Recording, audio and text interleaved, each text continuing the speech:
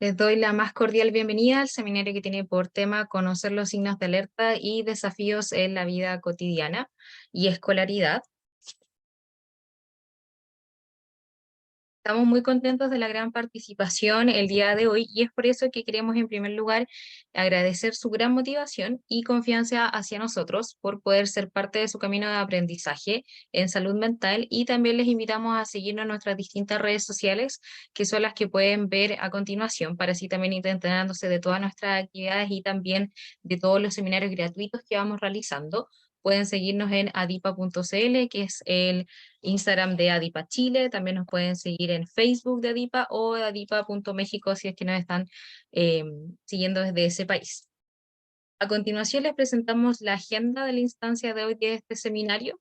Actualmente estamos en el bloque de la bienvenida y posteriormente a eso viene la presentación de la temática, para, una vez concluido esto, poder dar la posibilidad de algunas preguntas, y en este caso le queremos recordar que no van a tomarse todas las preguntas, obviamente, para que así también por la cantidad de personas puedan la mayoría alcanzar a preguntar, y que una vez terminado el bloque de preguntas vamos a realizar un sorteo para la beca totalmente gratuita para el curso en detección y evaluación temprana del trastorno del espectro autista TEA en primera infancia, que tendrá sus sesiones en vivo los días 10 y 11 de agosto. Y los requisitos para poder optar a esta beca son, primero, ser profesionales del área de la salud, educación general, y personas dentro del espectro autista, familiares de niños y niñas dentro del espectro o con sospecha de ello, además de estudiantes de últimos años de formación de carreras afines.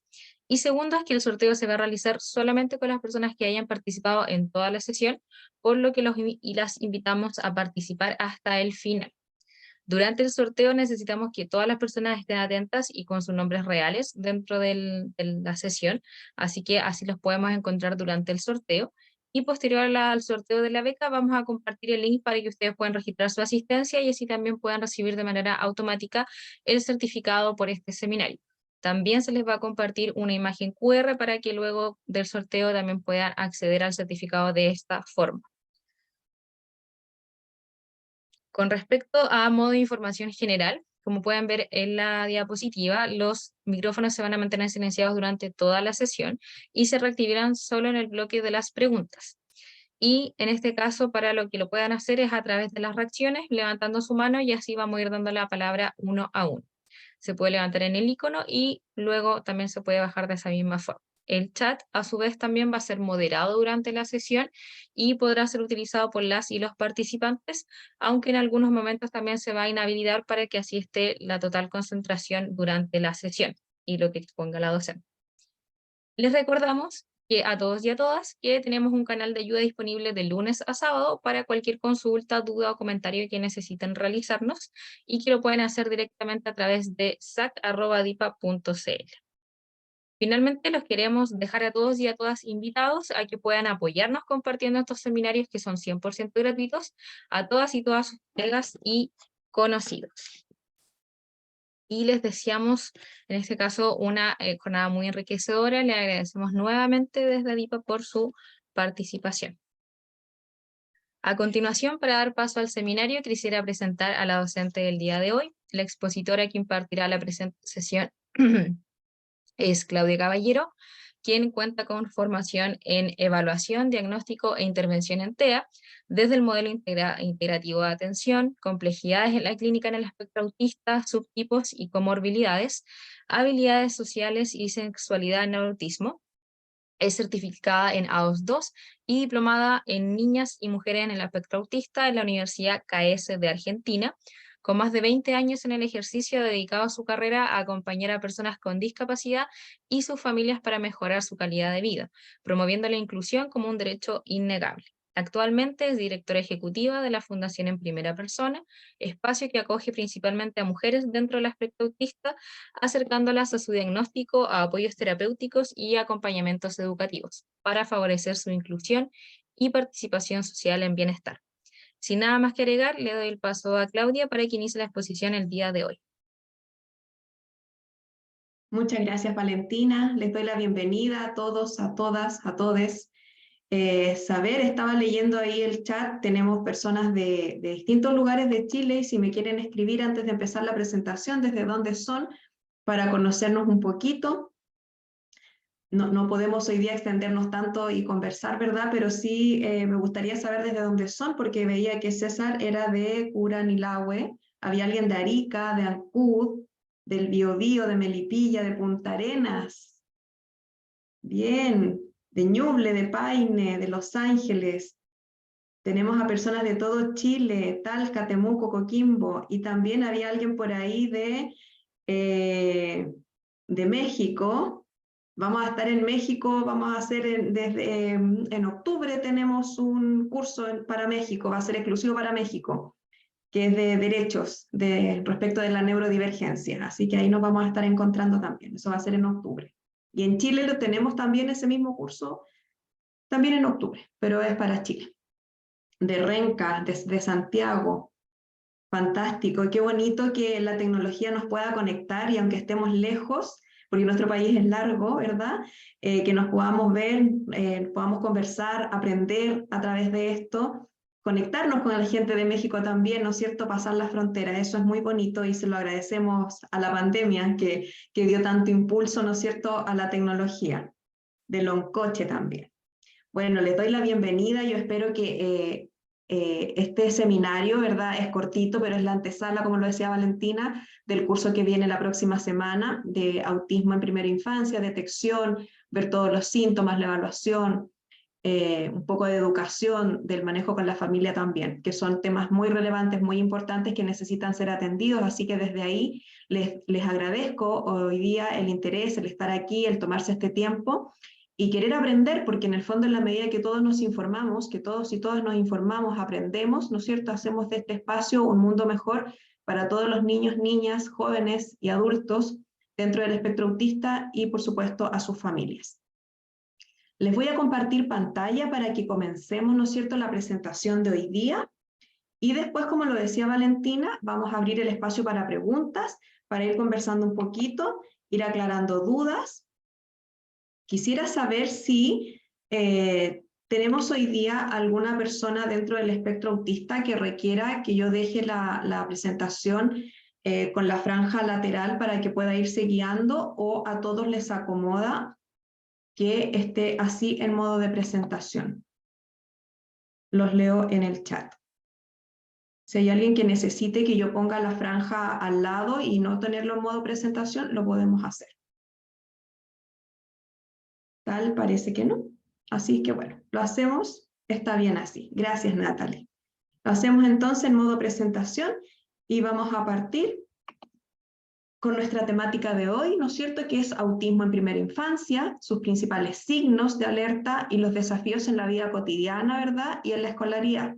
¿Y por qué es importante que veamos la vida cotidiana y la escolaridad? Porque muchas veces hablamos de autismo, ¿no es cierto?, y todas las necesidades de inclusión que se requieren en los espacios educativos, en el jardín, en el colegio, pero nos olvidamos de que los niños y niñas viven en sus casas, ¿no? Y que muchas veces las familias, ¿no es cierto?, están las 24 horas con ellos, con ellas, y desde ahí también hay necesidades, y que muchas veces se invisibilizan. Entonces, por eso, hoy día vamos a hablar de ambas cosas, un poquito de cada cosa, ¿no es cierto?, y lo vamos a profundizar en el curso la próxima semana. Y vamos a partir, ¿verdad?, con nuestra ley. Tenemos una ley de autismo en Chile, que comenzó ahora recién en marzo, y dentro de las cosas más relevantes, solo les voy a presentar, ¿no es cierto?, lo que es la definición, porque me parece que esto es un poquito, tiene que ver con lo que vamos a ir hablando en las siguientes diapositivas, ¿verdad? Una de las cosas importantes que la ley menciona y que a veces no nos damos cuenta es que establece en su artículo 2, en la letra A, primero que son personas, ¿no es cierto?, con trastorno del espectro autista. Eso es muy importante, distinguir que son personas, ¿verdad? No que son sujetos o que son individuos, ¿no? Son personas. Las personas sentimos, pensamos, actuamos, ¿verdad? Tenemos derechos. Y dentro de la definición, ¿verdad?, va a hablar que hay una diversidad en el desarrollo típico, ¿verdad? Y que hay dificultades o desafíos en la iniciación, en la reciprocidad y mantención de la interacción y comunicación social. Y a esto le sumamos conductas o intereses restringidos o repetitivos, que también nosotros los mencionamos como intereses profundos. porque muchas veces estos intereses pueden ser restrictivos, es verdad, porque se centran solo en una cosa y son repetitivos porque hacen siempre lo mismo, pero también son profundos. Entonces lo importante también es distinguir que en esta profundidad el niño, niña o adolescente, una persona dentro del espectro autista, puede profundizar muchísimo en aquello que le gusta y puede alcanzar niveles de expertise en ciertas áreas. Y eso es muy positivo, ¿no? Siempre nos enfocamos en mirar los desafíos como dificultades, ¿no? La palabra dificultad ya genera un peso. Y desde ahí, si también buscamos aquellos elementos que son positivos para la vida de las personas dentro del espectro autista, por supuesto que le vamos a estar dando más oportunidades de desarrollo. Este es un dato bastante reciente, que es ahora de marzo del presente año, donde la CDC, que es de Estados Unidos, indica la prevalencia que hay en la última medición, que fue en el 2020. Y establece que 1 de 36 niños de 8 años fueron identificados con trastorno del espectro autista o autismo, ¿verdad? En la medición anterior, que era en el 2018, era 1 de 44 niños. Es decir, esto aumentó. Ahora, no quiere decir necesariamente que hoy día tengamos más niños y niñas dentro del espectro autista. Probablemente hoy día también tenemos más herramientas para poder medirlo, para poder evaluarlo. Y desde ahí, por supuesto, que esos números van a aumentar. Si nosotros lo llevamos a nuestra realidad chilena, 1 de 36 niños quiere decir más o menos que en un curso regular de un colegio, un niño en un curso al menos va a estar dentro del espectro autista. Y otro dato relevante es que también en la medición del 2020, el número de niñas fue superior al 1%. Ahora, en esta cifra hoy día no sabemos si confiar tanto, si verla tan real, ¿verdad? Porque hoy día los instrumentos, si bien tenemos helados que puede evaluar a niños y a niñas, muchas niñas todavía en la presentación de autismo pueden ser invisibles. Entonces se nos escapan, ¿no es cierto?, de las pesquisas, de la evaluación, en levantar estas alertas, y por eso muchas veces no llegan a consultar siquiera, ¿no? Y se detectan más bien en la adolescencia o en la adultez. Entonces, pero sí es importante que hagamos esta distinción del género, que Estados Unidos también lo está haciendo, ¿no? Y que diga que en las niñas fue superior al 1%. Ahora, es una cifra que probablemente no es tan real, porque como les decía, hay que avanzar muchísimo todavía en el autismo en niñas y mujeres. Pero hoy día aparece la palabra niñas, y eso ya es muy relevante. Para recordar la triada de Wien, ¿verdad? Vamos a entender que van a haber desafíos dentro de un niño o niña dentro del espectro autista, van a haber desafíos en el área de socialización, de comunicación y de flexibilidad o imaginación. ¿Qué quiere decir esto? Que si nosotros vemos, por ejemplo, en un jardín infantil o en el colegio, que el niño o niña tiene dificultades o tiene desafíos para socializar, porque es más bien tímido o tímida, porque le gusta jugar más bien solo o sola, ¿verdad? No quiere decir que sea un niño o niña dentro del espectro autista, porque tiene solo en una área. Que necesitamos que existan elementos en las tres áreas, en socialización, en comunicación, en flexibilidad, yo diría que incluso más que en imaginación. ¿Por qué? Porque la imaginación está. Y muchas veces, ¿cómo evaluamos la imaginación? En los dibujos, en cuando crean historias, ¿verdad? Ahí uno evalúa, es más medible. Pero muchas veces, cuando hay dificultades en la comunicación, ¿verdad? En el círculo rosado, esta imaginación no se va a reflejar a través de la comunicación, del habla, de la verbalización. Y si también tenemos dificultades en el área de funciones ejecutivas, probablemente esto no se refleje en la conducta, pero eso no quiere decir que no haya imaginación. Sin embargo, sí vamos a ver elementos más visibles, más concretamente en la flexibilidad. Hay mucha más restricción en la flexibilidad. Hay ejecución de rutinas, les cuesta flexibilizar con algunas cosas, con los tiempos, con las prendas de vestir, con las comidas, etc. Entonces, esto es súper importante que lo tengamos claros. Tenemos que tener elementos, ¿no es cierto?, en el área de socialización, de comunicación y flexibilidad. No nos sirve que solamente tengamos desafíos en una de estas áreas. Tenemos que estar en las tres.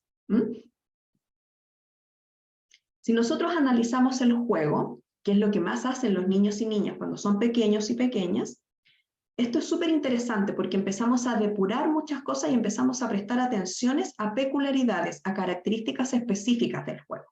Entonces, si nosotros lo separamos, lo vamos dividiendo y observamos con quién juega. Puede jugar con niños o niñas menores en edad. ¿Y esto por qué? Porque muchas veces podemos ver que un niño o niña de la misma edad o mayor le representa mayores desafíos. Entonces es mucho más fácil jugar con niños o niñas más pequeños.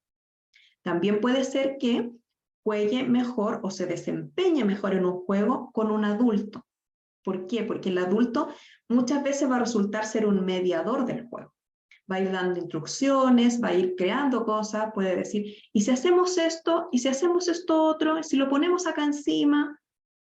Entonces, cuando uno observa que esta relación, esta interacción es mucho más fluida y más eficiente con adultos en el juego, ese es un indicador de que en el fondo requiere de una guía para ejecutar y puede desempeñar mejor y desplegar mejor las habilidades que ya tiene. También los niños y niñas dentro del espectro autista pueden jugar dentro de un grupo de pares. ¿Pero qué vamos a observar ahí? ¿Cómo es el juego cuando está en un grupo? ¿Participa con los otros utilizando los mismos recursos, siguiendo lo que los otros están diciendo, o más bien está dentro de un grupo de niños y niñas, pero está jugando solo o sola? Eso es súper, ¿se dan cuenta de que son sutilezas? Son cosas que tenemos que observar, que tenemos que prestar atención, porque muchas veces las mamás pueden decir, no, pero sí juega con otros niños. Ya, pero ¿está jugando efectivamente con otros o está solo dentro del grupo? Ahí hay que prestar atención. Y por supuesto también desarrollar un juego cuando es imitando a otros. Por ejemplo, muchas veces los juegos motores que tienen que ver con, por ejemplo, un juego colectivo que es jugar a la pelota. El juego de jugar fútbol es seguir una pelota, ¿no es cierto? Entonces, ¿qué puede hacer un niño o niña dentro del espectro? Seguir la pelota, porque imita a los otros, es correr, pero no necesariamente entiende las reglas de este juego. Puede meter el gol para el otro lado, pueden pasar muchas cosas en la dinámica. Y cuando hay un juego motor que es más de movimiento, es mucho más fácil imitar el comportamiento de otros.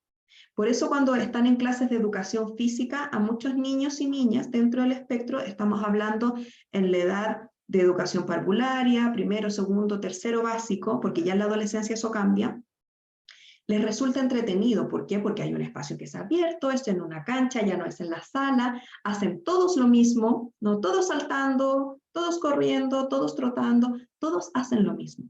Por lo tanto, es mucho más fácil desplegar esa habilidad cuando estoy mirando a lo otro, porque no necesariamente me quedo con la instrucción que recibí auditivamente del profesor o profesora, sino que miro lo que hacen los demás y hago lo que hacen los demás. Entonces, está recibiendo una información que es auditiva, pero además que es visual. Ahí tenemos dos canales de entradas que son importantes. Ahora, si vamos a la segunda columna, vemos con qué juega. Y ahí prestamos atención a los recursos, a los elementos, a los juguetes. Y a veces no a los juguetes. Hoy día los niños y niñas tienen acceso a tablet, a computador, a celular, a videojuegos, ¿verdad? Entonces, vemos lo que son recursos. ¿Qué usa para jugar? ¿Con qué se entretiene? Y ahí vamos a ver que pueden haber juguetes de características particulares y que muchas veces están ligados a intereses más profundos, como la imagen, por ejemplo, de un niño que está jugando y que le gustan los dinosaurios, pero además tiene un camión de dinosaurios, y además tiene un huevo de dinosaurios y todo lo relacionado a los dinosaurios. Tienen características particulares. Hay niños, por ejemplo, que es frecuente ver, más bien en niños, en hombres, que les gusta mucho jugar con cosas largas, con todo lo que es largo o que tiene una raya, líneas, ¿no? Les gustan los calcetines rayados, les gustan los cables de la televisión, del computador, los tallarines para comer porque también son largos. Entonces ahí nos empezamos a fijar en las particularidades que tienen las cosas que les entretienen. O muchas veces juegan siempre con los mismos recursos. No amplían el repertorio de recursos. Es cuando me gustan los cuentos y me gusta leer y tengo muchos cuentos. Me gustan los dinosaurios y juego solo con los dinosaurios o solo con las Barbies. Con dificultad para incorporar otros elementos a ese mismo juego. Y a veces los que son más buscadores sensoriales o buscadoras sensoriales también, que van a ser siempre un poquito más inquietas, porque buscan, ¿no es cierto?, la sensación permanente. Entonces van a elegir juguetes texturados. Por ejemplo, los mismos dinosaurios, si ustedes los tocan, estos típicos de goma, son texturados. Entonces me entregan una información que es más propioceptiva en la palma de la mano cuando yo lo toco, que es distinto, por ejemplo, a tocar una Barbie, que siempre es lisa, la piel es lisa y las telas pueden tener más textura, pero la muñeca en sí no. Un dinosaurio es más grande, más gordo y tiene texturas, tiene colores en un solo elemento. Y también los juegos que entregan información sensorial, como por ejemplo aquellos que son de velocidad, el ir a la plaza, el subirse a un balancín y necesitar que el columpio haga fuerte el vaivén, y eso les gusta mucho. Eso, cuando hablamos de juguetes con texturas similares y con juegos que entregan mayor información sensorial, estamos hablando de niños o niñas más buscadoras sensoriales, más buscadores de sensaciones. Ese niño o niña que necesita probar todo con la boca todavía, ¿no es cierto?, con alta sensibilidad en la zona oral, o cosas que tengan más bien texturas, por ejemplo, estas masas Play-Doh, que son como plasticinas, ¿no es cierto?, entregan cierta humedad a la palma de la mano, es blandito, es suave, no es amenazante. Y eso tiene que ver con esta búsqueda de sensaciones. Y esta búsqueda de sensaciones muchas veces la catalogamos como, no, es que es inquieto, no, es que es súper inquieto.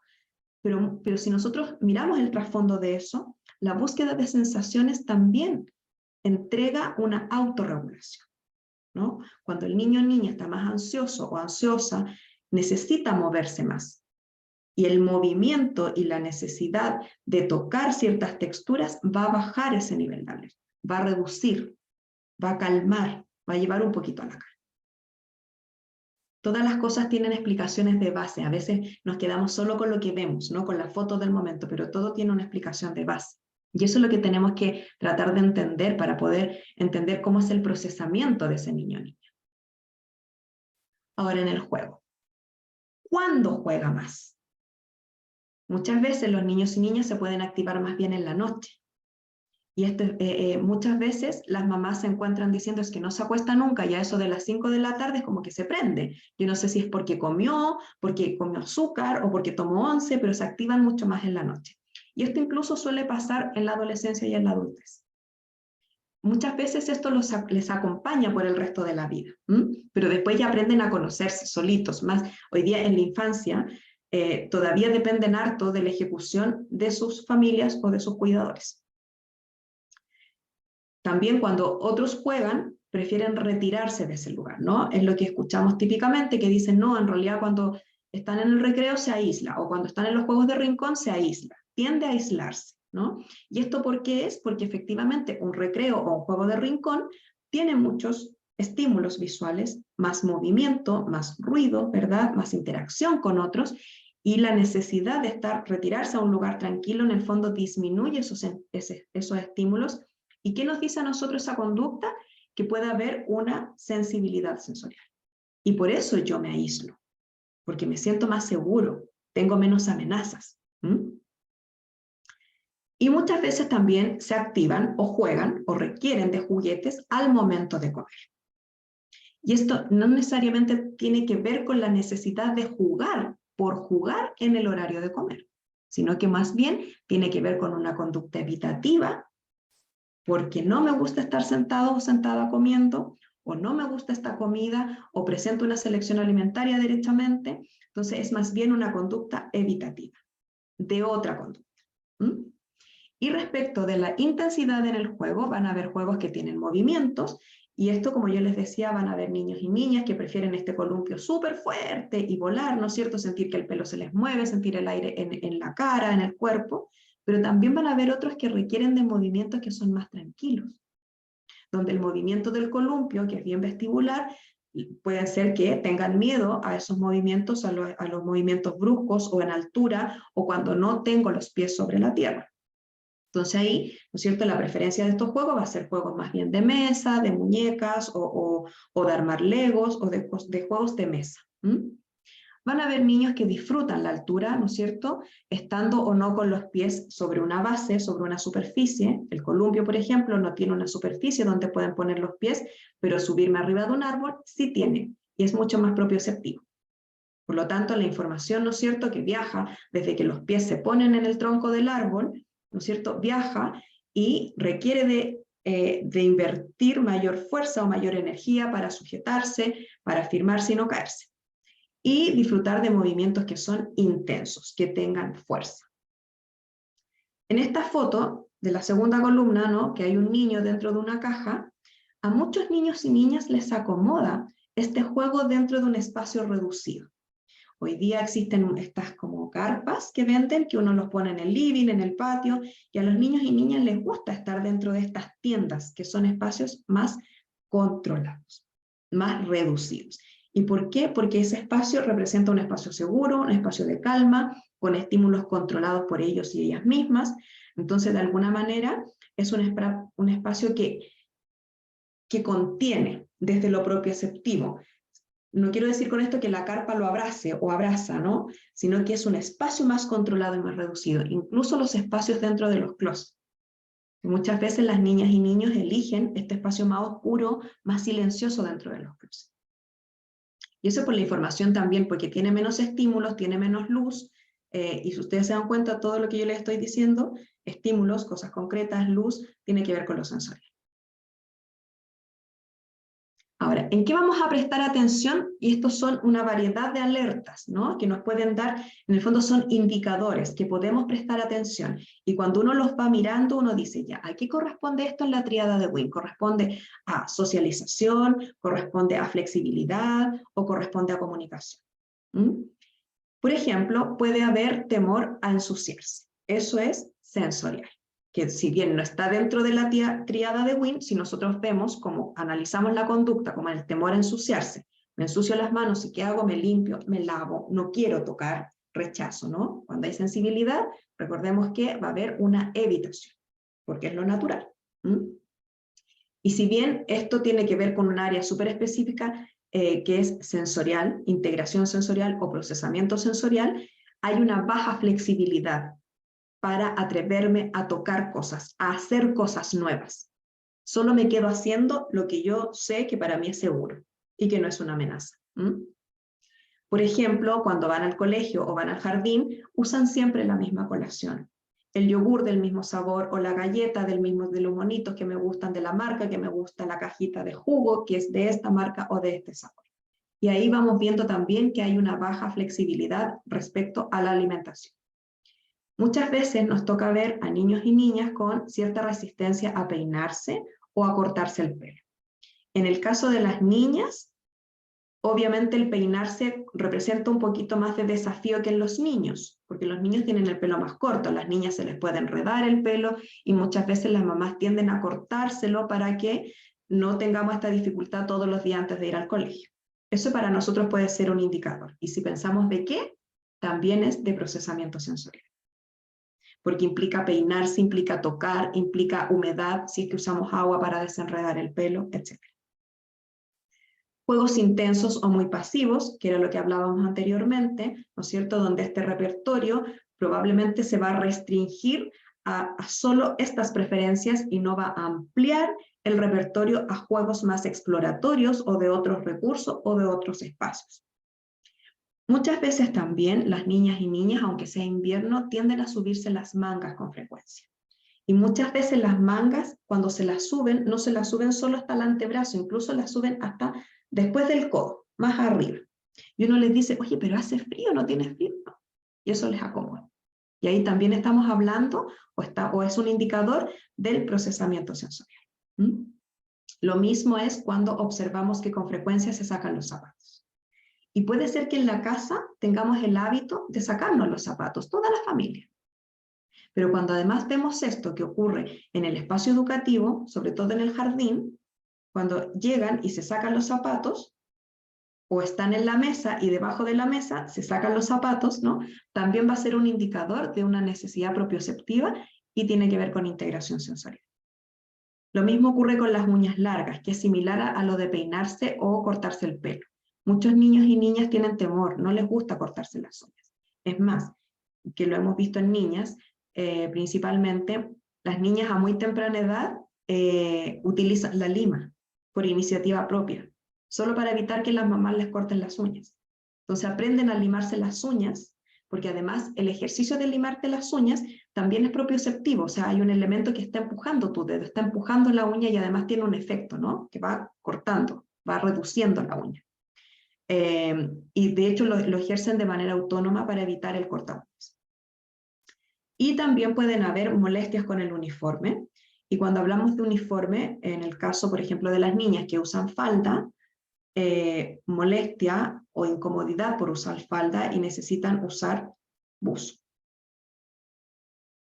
Y puede darse también el lado súper opuesto, porque la incomodidad con el uniforme tiene que ver con qué es lo que estoy usando, porque el buzo es mucho más flexible, es más cómodo, ¿verdad? Que es distinto a cuando usan jumper, falda, blusa o camisa y pantalón. Pero también puede ocurrir que les acomode mucho el uniforme y por ellos o ellas lo usaran sábado y domingo, para no tener que cambiarse ropa. Y esto tiene que ver con un factor anticipatorio, porque cuando vamos al colegio sabemos que vamos con uniforme. Entonces, cuando el sábado y domingo estamos en la casa y no hay colegio, todavía sigue persistiendo la necesidad del uniforme, porque implica un mayor desafío tener que elegir qué me voy a poner hoy día. Lo mismo ocurre con el tránsito de la ropa al pijama. El no querer sacarse el pijama, o al revés, el no quieren ponerse el pijama en la noche. Ahí vemos cómo es el tránsito del vestuario, de un vestuario a otro. Se me quedan otras burbujas por acá. Incomodidad al contacto físico, y esto lo podemos ver en el contacto con otros. Muchas veces, cuando estamos con otras personas o cuando vamos a una celebración familiar, ¿verdad? Y comúnmente se saluda de beso, de abrazo, muchas veces los niños y niñas pueden tener una postura más bien rígida, como tiesos, ¿no? O ponen la frente y no ponen la mejilla. Esta incomodidad al contacto físico suele ser más bien selectivo, donde va a estar este permiso al contacto físico con sus padres o cuidadores, o hermanos y hermanas, pero no necesariamente con todo el mundo, o solo con algunas personas. Incluso estando dentro del núcleo familiar, pueden acceder solo al contacto físico más con la mamá, a veces que con el papá. Y también ocurre que con el papá, los papás que tienen barba y que pueden pinchar con la cara, esa sensibilidad sensorial que tiene que ver con lo táctil, ¿no es cierto?, van a hacer una evitación a ese contacto porque pincha. Y seguimos entonces. Otra de las alertas que vamos a ver, y que estas tienen que ver con las funciones ejecutivas, es que muchas veces van a elegir el mismo juego, ¿no es cierto? Y el mismo juego por lo que yo les explicaba, por el temor a la exploración, el temor a ensuciarse, porque me siento más seguro o segura jugando con estos materiales, y desde ahí reduzco las posibilidades de aprendizaje, de experiencias de aprendizaje. Cuando juego solo con lo mismo, estoy limitando experiencias que son de aprendizaje, de creatividad, de exploración con las manos, con el movimiento, con lo visual, con todos los sentidos. Y podemos ver que hay baja iniciativa. Y en este me quiero detener en la baja iniciativa porque me parece súper relevante. Nosotros vemos hoy día en adolescentes y en adultas que esta baja iniciativa, cuando uno no la trabaja en la infancia, que es una de las cosas que más nos cuesta trabajar en cualquier ámbito de la discapacidad, trabajar la iniciativa es complejo para cualquier profesional. Pero sí o sí tenemos que trabajarla. ¿Por qué? Porque el día de mañana, si yo no inicio, otro va a tomar la decisión por mí. Un niño o niña no siempre va a estar en la infancia, ¿no es cierto? Va a crecer, se tiene que desarrollar.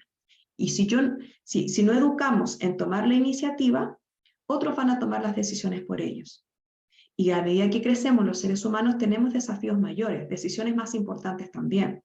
Hoy día en la infancia yo puedo decidir con qué jugar y con qué no jugar.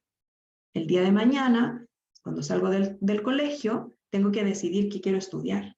Y luego tengo que decidir en qué me gustaría trabajar. Tengo que decidir la pareja, si me gusta o no me gusta. Porque cuando yo tengo una baja iniciativa, muchas veces no sé lo que me gusta. Por eso no inicio algo. Por eso no decido algo. Entonces, por eso es la relevancia de poder trabajarlo desde la infancia. Y porque si no hay iniciativa, no ejecuto, no desarrollo una actividad. Pensemos que en la función ejecutiva vamos a tener el proceso de iniciar una actividad, desarrollar una actividad y luego terminar esa actividad. Pero si yo no inicio, no puedo desarrollar y no puedo terminar. O sea, es el primer paso que limita todo el resto del proceso. Puede haber también una disminución en la funcionalidad frente al cambio. Y aquí cuando hablamos de cambio y de funcionalidad, hablamos de baja flexibilidad mental. Si nosotros estamos sometidos generalmente a muchos cambios de distintas cosas, desde lo que comemos todos los días, de la ropa que nos ponemos, de cambio de planes, de cambio de horario, etc. ¿Verdad? Y cuando un niño o niña se enfrenta a un cambio, va a disminuir la funcionalidad, porque requiere de tiempo para acomodar las ideas y poder ejecutar lo que sigue. Porque cuando trabajamos con anticipación, yo sé lo que voy a hacer porque ya me dijeron lo que hay que hacer. Yo sé a lo que voy, conozco la actividad. Pero cuando yo sé que voy a esa actividad y hay una situación de cambio de planes, tengo que acomodar nuevamente las ideas. Y eso requiere de tiempo. Puede haber también un atraso o con frecuencia lo que conocemos más bien como una lentitud en el ejecutar. Generalmente cuando van en el colegio están todos los niños en la fila porque van a ir al patio o van a entrar a la sala y puede ser que nuestros niños o niñas dentro del espectro autista esté al final de la fila. Que vaya a ser el último o la última en ir a buscar la lonchera. El último o la última en terminar sus actividades de juego de rincón o la tarea en clases, etc. Puede demorarse más.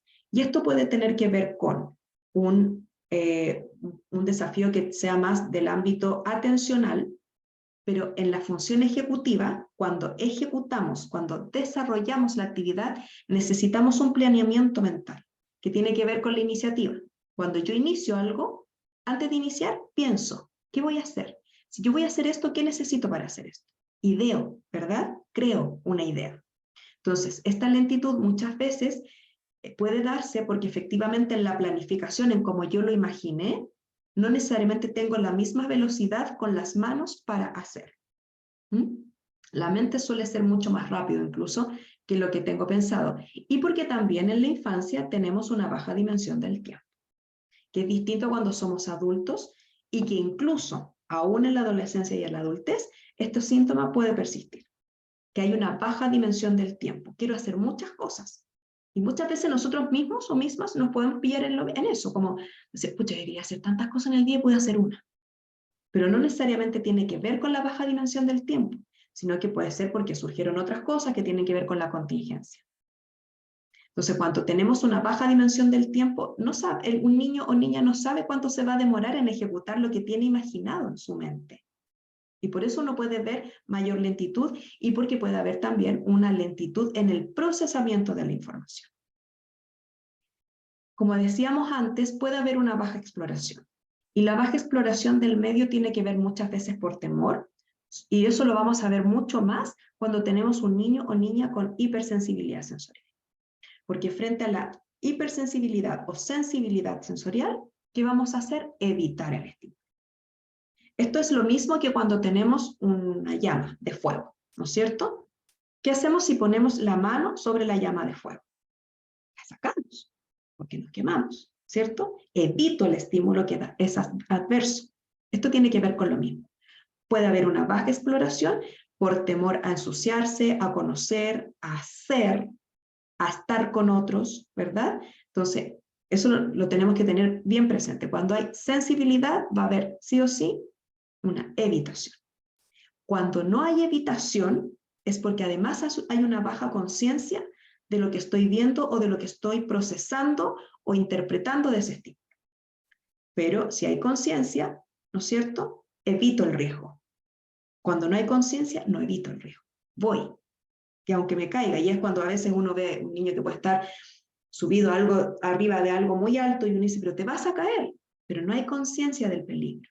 Hay una búsqueda sensorial, ¿no? Pero no hay conciencia hacia el peligro. Pero cuando hay sensibilidad, lo más común es que veamos una evitación. Y desde ahí, una baja exploración. Y dificultades para retomar después de vacaciones. Muchas veces en los jardines y en los colegios hay vacaciones de invierno, fiestas patrias, ¿verdad? y se van felices a vacaciones, se desregulan un poco en la casa porque estaban acostumbrados a una rutina, y después cuando tienen que volver, como que es lento, recuperar la rutina, retomarlo, cuesta, pero lo retoman, cuesta los primeros días. Y en eso tenemos que favorecer, ¿no es cierto? Y dar el espacio, dar el tiempo. Ahora, ¿qué hacemos cuando tenemos una sospecha? Una sospecha del espectro autista y estamos, por ejemplo, en un colegio o en un jardín. Esto es súper importante que lo tengamos presente porque entregar una sospecha tiene que ser algo en un espacio cuidadoso, respetuoso, ¿no es cierto? De manera que podamos cuidar, ¿no es cierto?, a quién va a recibir esta información o quién va a recibir esta sospecha que yo tengo. ¿Por qué? Porque necesitamos reducir estigmas. Pero lo más importante es que si esta sospecha nosotros la entregamos a sus familias o cuidadores, ¿no es cierto? Pensemos hoy día que la familia son los garantes del cuidado de nuestros niños y niñas. Entonces, si una familia toma mal esta información y lo siente como un castigo, siente que la tía del jardín no lo quiere y siempre lo critica y por eso me está diciendo esto, ¿verdad? Hay una resistencia a escucharlo. Lamentablemente dependemos de la familia para que ese niño o niña pueda recibir los apoyos. Entonces, por eso es tan importante, además, tener el cuidado y el respeto que esta situación merece. Entonces, cuando hacemos esta entrega de la sospecha, comenzamos por reducir estigmas, ¿verdad? Entender que el espectro autista, explicar que no es una enfermedad, que es una condición, ¿verdad? Que en esto no tiene nada de malo, tu hijo o hija, ¿no? Que es algo que hoy día es muy común, más común de lo que nosotros pensamos, que esto requiere de ciertos apoyos, pero que necesitamos confirmar. Que es muy importante la confirmación, porque si no tenemos la confirmación, le estamos negando la posibilidad de desarrollo a ese niño o niña, le estamos negando las oportunidades de acceso a la educación de manera ajustada a lo que él o ella necesita. Y por supuesto, generar las redes de apoyo. Porque esto no basta con entregar una sospecha diagnóstica. Tenemos que saber generar, tenemos que contar con redes de apoyo, porque yo sola no puedo apoyar. Tú sola o solo no puedes apoyar. Necesitamos generar, ¿no es cierto?, las redes de apoyo que en el fondo sean significativas para esta familia y para ese niño o niña.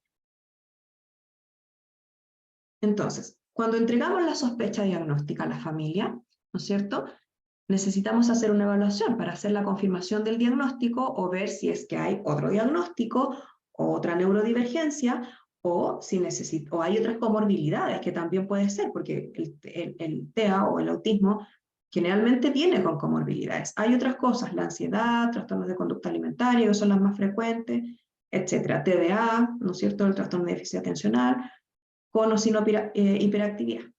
Entonces, dentro de la evaluación vamos a hacer esta derivación. Importante la evaluación interdisciplinaria, evaluar en fonoaudiología, en integración sensorial, en psicología.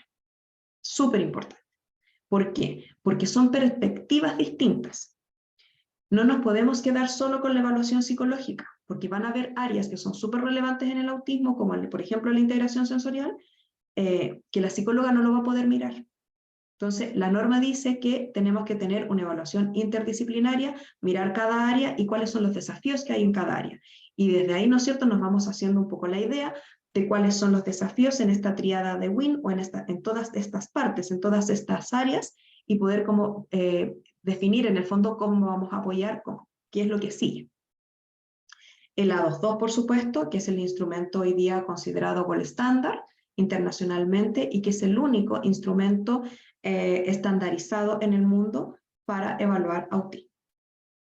Puede ser que el A22 falle en chicas, en adolescentes y en adultas, puede ser, porque las mujeres presentan incluso desde la infancia mayores habilidades comunicacionales y desde ahí hay mucha invisibilidad del diagnóstico. ¿Y por qué también yo les mencionaba que la evaluación interdisciplinaria, muchas mamás o muchas educadoras pueden decir, no, pero si habla súper bien, dice la R, sabe leer, ya, pero no tiene que ver solo con el lenguaje oral, la verbalización, tiene que ver en cómo yo utilizo ese lenguaje para comunicarme con los demás. ¿Cuál es la funcionalidad que le doy a ese lenguaje? si hay muchos elementos o no en teoría de la mente, ¿no es cierto? Esta niña logra interpretar lo que los demás, la intención que los demás tienen, logra comprender chistes, ironías. ¿Cómo es el lenguaje no verbal? ¿Es una niña que gesticula? ¿O es un niño que se expresa muy bien, pero casi demasiado bien, ¿no es cierto? Utiliza conceptos, presenta idiosincrasias, etc. Esas son las sutilezas que tiene que medir cada año. El ADR, ¿no es cierto?, que es una entrevista que se hace a los padres, es bien larga, pero que es importante conocer, ¿verdad?, todos los antecedentes del desarrollo, y la evaluación médica. ¿Por qué la evaluación médica? Porque en el caso de que se detectara autismo, la familia puede decidir o no obtener su credencial de discapacidad. El médico necesita certificar, ¿verdad?, toda la evaluación interdisciplinaria, mirando todos los elementos que hay. Las evaluaciones por áreas, el A2-2, el ADR, y confirmar o descartar el diagnóstico, pero lo más importante es que pueda ver si hay otras comorbilidades. Y a partir de eso, si la familia decide o quisiera sacar la credencial de discapacidad para su hijo o hija, se requiere del informe biomédico funcional. Ahora, va a haber un proceso posterior a eso, ¿no? Cuando hay una confirmación diagnóstica, y esto se va a dar principalmente en las familias, que es el primer núcleo inclusivo, ¿no es cierto? Y lo primero que se va a dar es la transformación de las dinámicas. Hasta antes probablemente ya hubo cierta transformación de las dinámicas familiares, pero no tan conscientes. Hoy día la familia comienza a entender por qué hay que hacer esta transformación y cuáles otras hay que hacer. Y en esto las familias se empiezan a adecuar solas, ¿no?, a lo que les gusta, a lo que no les gusta, desde la alimentación hasta la ropa. Por ejemplo, que no les gusta usar panties y usan calzas, por ejemplo, que pueden ser muy sutiles, pero son muy significativas para el funcionamiento diario. Y comienzan a elaborarse nuevas rutinas. Y también comienza a darse el proceso de a quién comunico este diagnóstico, ¿no es cierto? Porque la familia nuclear lo conoce, pero empieza también a transformarse en que lo comunico a los tíos, a los abuelos, o no lo comunico. Y es algo donde ojalá las familias puedan vivírselo de manera acompañada. Porque no es tan fácil. Van a haber miembros de la familia que lo van a aceptar muy rápido, y van a haber otros miembros de la misma familia que no lo van a aceptar rápido y que probablemente van a entrar en un proceso de negación, y después de mucho tiempo lo van a ir aceptando con el paso del tiempo, con el crecimiento y con el desarrollo de ese niño o niña. Y por supuesto, va a haber un poquito más de conciencia de este equilibrio que la familia tiene que tener respecto de los hermanos o hermanas. Porque muchas veces cuando estamos en un proceso diagnóstico, toda la energía y los recursos económicos se van a ir, ¿no es cierto?, a este hijo o hija que tiene una necesidad en particular, pero los hermanos muchas veces van quedando de lado, porque esto es lo que requiere hoy día mayor atención. Entonces empieza a encontrarse este equilibrio, dando atención más pareja para todos y todas. ¿Qué desafíos tenemos hoy día? Principalmente un diagnóstico que sea oportuno, ¿no es cierto? El ideal es poder diagnosticar el autismo en la primera infancia, diagnosticarlo, ojalá, ya después de los 2 años. Es un diagnóstico que es tardío, y la ley de autismo en el fondo viene a favorecer un poquito esto, pero para eso vamos a tener que tener paciencia, porque están todavía durante este año formulándose protocolos, no hay nada concreto todavía. Pero esperamos que en la medida que pase el tiempo esto se vaya concretando y se vayan generando los equipos multidisciplinarios para que puedan ser accesibles a las personas y a las familias, ¿no es cierto? La atención terapéutica accesible también, porque hoy día, si bien existe, tiene altos costos, y los servicios de salud pública no tienen los equipos creados, y a veces cuando los chicos o chicas ingresan a terapias son por un par de meses y después se tienen que ir para la casa, entonces no es sostenible en el tiempo. Y ojalá, porque esta es misión del Estado, ojalá el autismo se pueda incluir, ¿no es cierto?, en el auge o en el GES. Que eso la ley no lo alcanzó a estipular, y esperamos eso va a ser de resorte, ¿verdad?, de los ministros de salud, y ojalá lo puedan incluir, porque eso va a aportar muchísimo a las familias por el costo que esto tiene, porque en infancia no hablamos de 10 sesiones, hablamos de un buen rato en sesiones terapéuticas. Entonces ojalá eso se pueda hacer. Y por supuesto, como sociedad, tener una conciencia más inclusiva. necesitamos que todos tengamos una conciencia, que todas las personas desarrollemos una conciencia inclusiva, porque finalmente estamos rodeados de diversidad. Y eso, más que aceptarlo, tenemos que respetarlo y reconocerlo.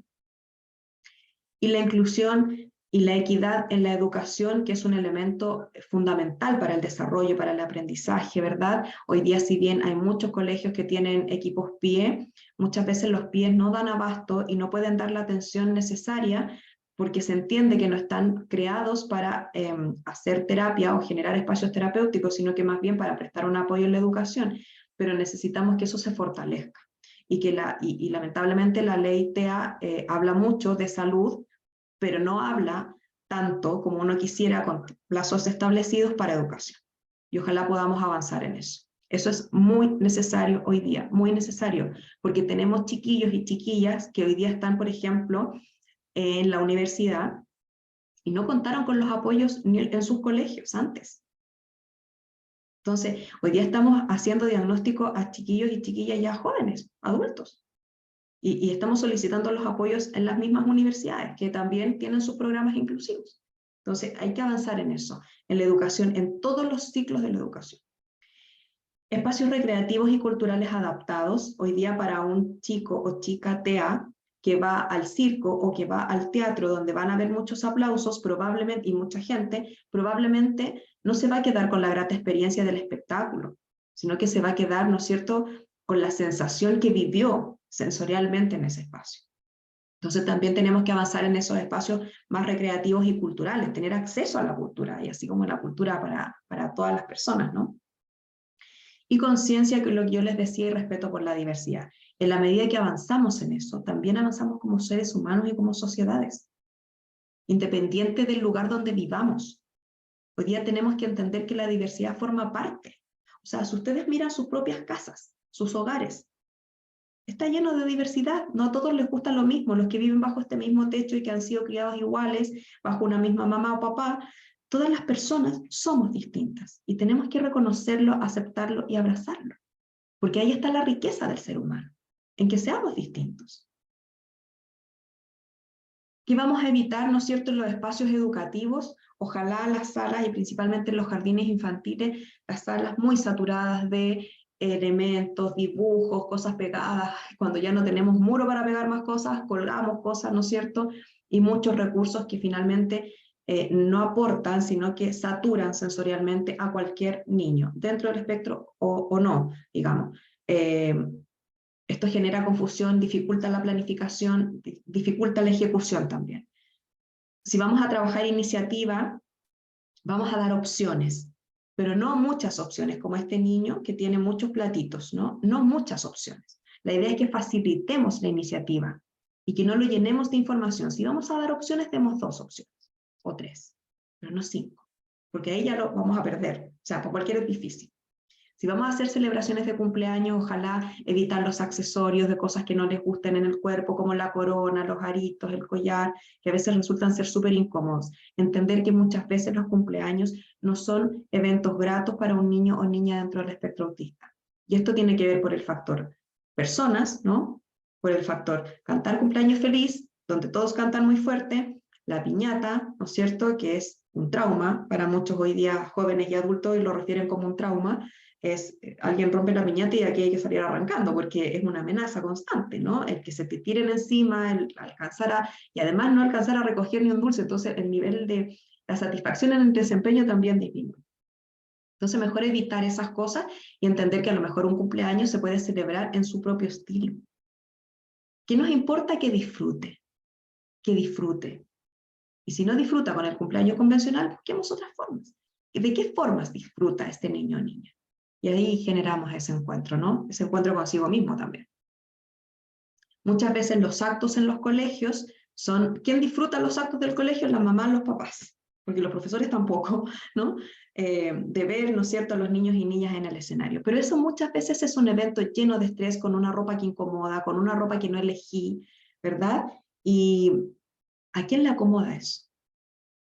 No empatizamos con ese niño o niña. ¿Qué nos gusta? Sacarle la foto, que los aplaudan. Es bonito, pero el costo emocional que eso tiene puede marcar la vida de ese niño o niña. Lo mismo con las celebraciones que son grupales, cuando hay celebraciones en el colegio y va mucha gente, van las familias, ¿verdad? Toda esa aglomeración, además de que rompe la rutina, y ahí nos enfrentamos de nuevo a la baja flexibilidad, visualmente es muy saturado, es mucha la información y el canal de información no es tan ancho, no es tan amplio para recibir toda esa información. Es un canal más angosto. Por lo tanto, ¿qué voy a hacer? Colapsar con mucha facilidad. ¿Mm? Y para terminar, una reflexión, una cita de Patricia May, antropóloga chilena. Lo que hay fuera en el mundo es en realidad lo que hay dentro del ser humano. Por eso es que lo más importante es la transformación interior. ¿Qué quiere decir con esto? Que en el fondo, si no trabajamos desde nosotros mismos, desde nuestro interior, difícilmente vamos a poder aceptar la diversidad, aceptar las diferencias, comprender, ¿verdad? Empatizar y construir un mundo mucho mejor para nosotros y para todas las generaciones que vienen. Yo creo que esa es la misión, es una misión individual, es una misión para cada uno de nosotros y que ojalá la podamos trabajar y tener una vida, ¿no es cierto?, más en conciencia, para que todos juntos podamos avanzar. Así es que eso. Terminamos nuestra presentación, creo que estamos súper bien con la hora. Vamos a abrir, voy a dejar de compartirles. Reflexionen en sus casas y vamos a dar espacio a las preguntas. Súper, en ese sentido, como les comentaba al principio, la idea es que puedan ir levantando la mano a través del icono de las reacciones y que los voy nombrando por orden. Va a seguir inhabilitado el chat para que así tampoco se vayan mezclando como las preguntas, así que para que puedan ir levantando las manitos las personas que tengan dudas.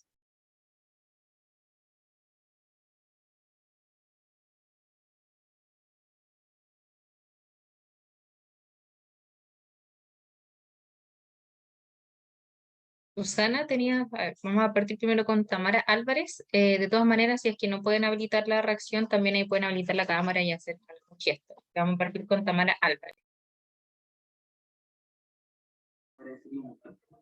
Hola, buenas.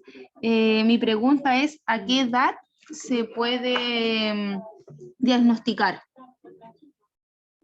Gracias, Tamara. Se puede diagnosticar desde los 2 años en adelante. Por eso se considera que el diagnóstico puede ser tardío a partir de los 2 años, porque si ya tenemos los instrumentos para evaluar. Tenemos el A22 con el módulo TE, después el módulo 1, entonces podemos evaluar desde los 2 años. ¿Qué es importante?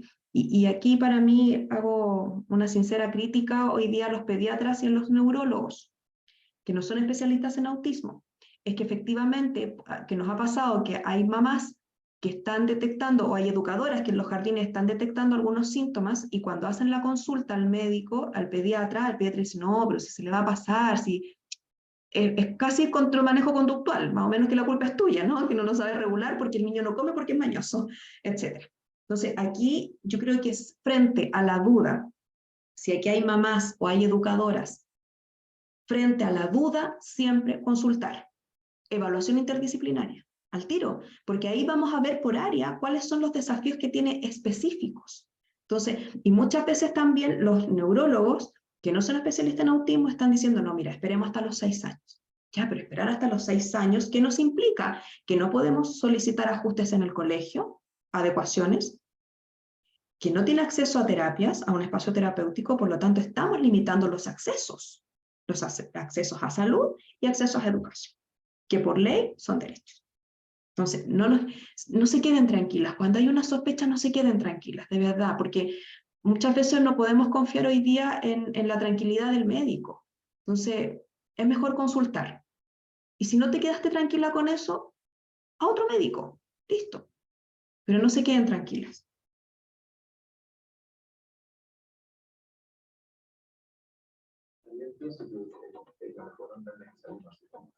Ya, muchas gracias, sí, porque yo trabajo en un jardín, entonces se ven muchas cosas que de repente los papitos me dicen, sí, pero yo lo llevé, pero no, me dijeron que no, que era normal. Sí. Ahí, Tamara, que este seminario no da para eso, pero en el curso que vamos a dar la próxima semana yo les tengo el M-Chat, que es fácil de aplicar, y tenemos los protocolos, o sea, te dice, si el niño o niña muestra esto, hago esto, si no muestra esto, hago esto otro, es fácil, y a veces con una evaluación concreta que tú le puedes hacer en el jardín, no sé, están usando el EDP, el TEPS, y no sé qué instrumentos evalúan, que evalúan en el fondo desarrollo, pero el MChat evalúa TEA. Entonces, si tú puedes usarlo, anda mirándolo, míralo, y tú lo puedes mostrar a la mamá así, con documento en mano. Mire, yo veo que pasa esto, yo veo que pasa esto otro. Ustedes mismos, los que trabajan en colegio, los que son psicólogos, psicólogas, generen sus propias fases, redes de equipos profesionales, de médicos que ustedes saben que están funcionando en esto, y se los entregamos a la familia. Mira, puedes consulta ya, pregunta si hay hora, pero generemos esta red. Porque si van a cualquier parte, efectivamente pasa lo que tú dices, Tamara. Lamentablemente sí. Sí. Muchas gracias. Gracias a ti. Seguimos con Solange.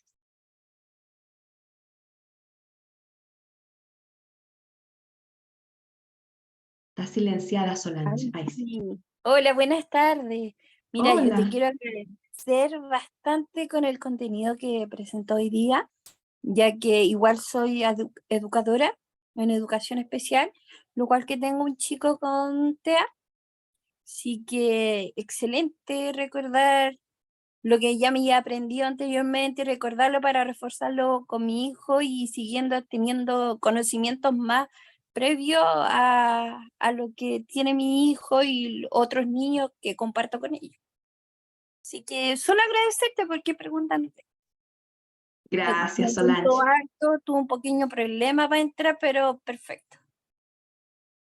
Qué bueno que pudiste entrar. Gracias a ti, Solange, porque además te toca un doble rol también, ¿no? Estás en el rol de mamá y en el rol de educadora. Ahora yo creo que eso es súper bueno, porque además te sirve todos los conocimientos para aplicarlos con tu hijo, pero también te sirve para empatizar, ¿no es cierto?, con los estudiantes. Y eso es súper bueno también. Se necesita eso.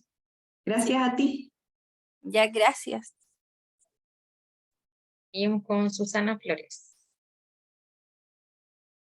Hola, buenas noches. Dejaste de prestar atención en clase. Hola, Susana. Llamar Bueno, a buenas tu noches. compañero también, la profesora, manda. Eso no se hace, la profe tuvo que parar la clase para preguntarte qué pasó y por qué lo hiciste. ¿Puedo seguir? Mira para arriba. ¿Está bien eso? Ya, perdón, no era mi audio.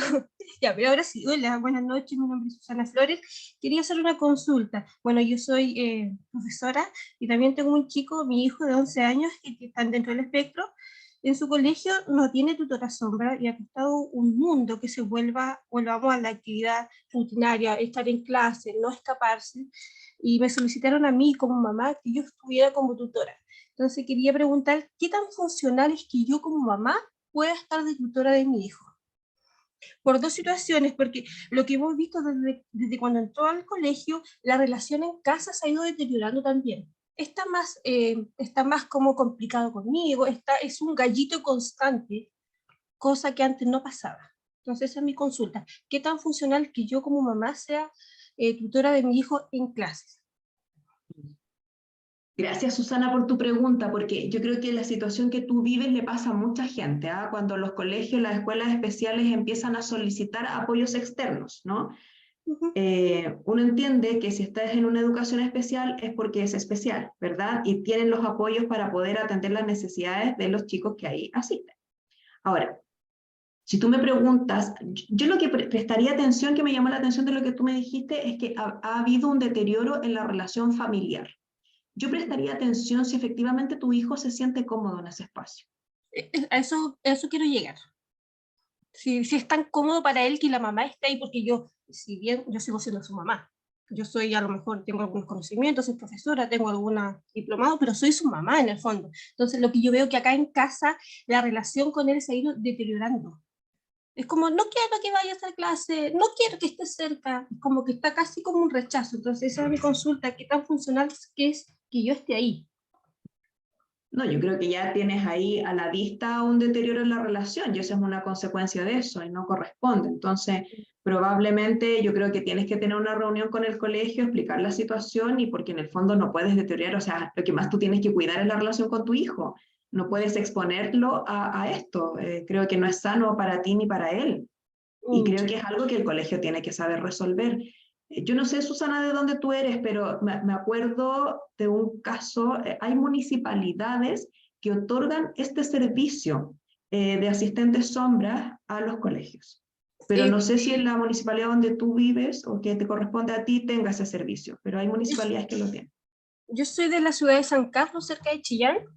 No, la municipalidad no lo tiene. Mi hijo también, no lo mencioné, mi hijo está en una escuela especial, está en una escuela con programa de integración, una escuela regular con programa Ok. de integración.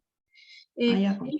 Ha funcionado, siempre ha funcionado bastante bien, pero como que desde este evento que pasó puntual, se ha complicado bastante la relación. Al principio lo dejábamos y lo acentuábamos como que está preadolescente y todo, pero ya notamos que es como más compleja el trabajo con él, en casa y también en el colegio.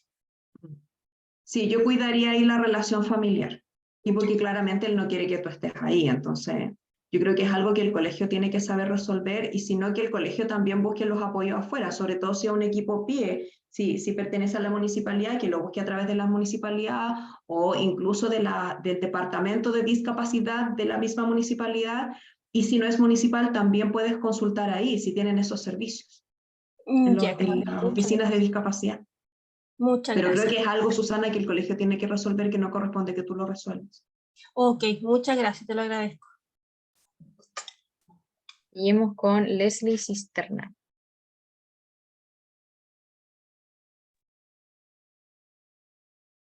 Buenas tardes, ¿me escucha? Sí, Leslie.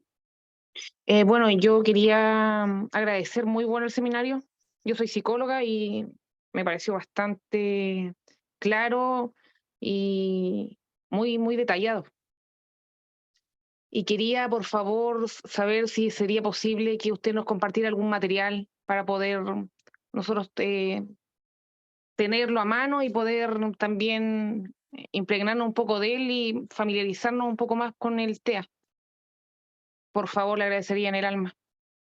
Mira, Leslie, la verdad es que en los seminarios no tenemos como el espacio para compartir materiales, pero sí en el curso que viene de la próxima semana, ahí subimos materiales, hay harto material, están los instrumentos de evaluación, hay harto material que lo subimos en los formatos PDF y que van por áreas. Por ejemplo, por ejemplo, el MChat, por ejemplo, lo que tiene que ver con integración sensorial, porque en el fondo, ¿qué nos importa? Que las profesionales, por ejemplo, tú que eres psicóloga, también te enteres de qué significa el procesamiento sensorial, para que Claro. puedas entender cómo procesa.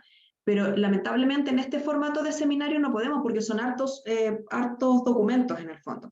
Y por eso es que se hacen directamente después y porque además les sirve para hacer la prueba y todo eso. Pero por este formato no podemos. Profesora, ¿y cómo lo hacemos para podernos inscribir en el...? Debe estar publicado porque ya debe tener como 2 meses, generalmente son 2 meses de publicación, así que debe estar en ADIPA. Ese curso es el de autismo en primera infancia, detección y síntomas, creo que así se llama. ¿Y cuándo comienza? A ver, déjame ver el calendario, ese es el 10 y el 11. Ah, perfecto, lo voy a buscar. Jueves y viernes de la próxima semana, son 2 días, 4 horas cada uno. Ya, le agradezco mucho. Gracias, Rick. Seguimos con Lilian Castro. Hola, buenas noches. Soy terapeuta complementaria, madre de una chica de 18 años que está dentro del espectro. Mi consulta va netamente a una cosa que mencionaste anteriormente, que tiene que ver con qué signo o alerta yo tendría que estar atenta en las niñas, porque mi hija lo camufló durante muchos años. ¿Ya? Y entiendo que por lo que dijiste tú, que son más comunicativas, más emocionales también, pero no sé si dentro de tu expertise tú has encontrado algún signo que se repita en las chicas, que me sirva como ayuda, porque yo trabajo desde la terapia floral con chicos dentro del espectro, y todavía estoy en esa búsqueda, como que no logro dentro de los chicas que atiendo que coincida algún signo, porque, bueno, entendiendo que todos somos seres particulares e individuales, pero buscaba algún determinador común que me ayudara un poquito más, ¿cierto?, a poder entender por qué las chicas lo pueden camuflar también, y ser tan tardío también. Cierto que eso lamentablemente empeora su funcionalidad después cuando ya entran sobre todo a la enseñanza media. Ahí vienen realmente las dificultades. Entonces me encantaría ahí que me dieras un datito extra dentro de tu expertise y también aprovecho de agradecer. Gracias, Lilian.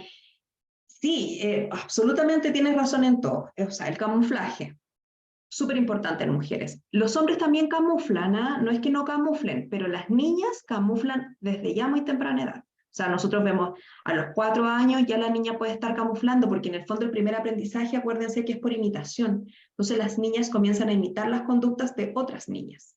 Entonces, a parecerse, a usar incluso el mismo lenguaje, el mismo tono, las entonaciones de otras niñas. Y esto se empieza a acentuar, porque no es consciente. Se distinguen ya, se dan cuenta a temprana edad que son distintas a otras niñas. Y como tú dices, Lilian, efectivamente en la adolescencia no es que se acentúe más el camuflaje, sino que aparecen muchas otras cosas en las niñas que tienen que ver con la identidad de género, tienen que ver con que hay mayores desafíos sociales, porque piensen ustedes que en la adolescencia nos empieza a gustar el sexo opuesto o el mismo sexo, empezamos a salir a fiestas, a probar cosas, ¿verdad? Y las niñas dentro del espectro ahí es donde se empiezan a notar estas diferencias sociales, se suelen quedar un poquito más atrás. Ahora, si miramos, como tú dices, todos los seres humanos, Lilian, somos distintos, pero además estamos hablando del espectro autista, es decir, es un espectro. Pero ¿qué cosas se repiten en las niñas, en las adolescentes? Que yo diría que es la etapa más compleja del ciclo vital, porque aparecen muchas otras cosas que en la infancia no estaban y que después en la adultez disminuyen, porque disminuyen también los desafíos sociales. La mayor dificultad está en los desafíos sociales. Pero ¿qué podemos ver en las niñas, en las adolescentes? Sobre todo a los 18 años, donde estamos haciendo el tránsito a la adultez, que no pareciera, porque no se ven adultas, se ven más niñas incluso. Pero sí, en la etapa del ciclo vital, eso es hacer un tránsito, es decidir lo que voy a estudiar, empiezo a ser más autónoma, andar en la calle, a desenvolverme más sola.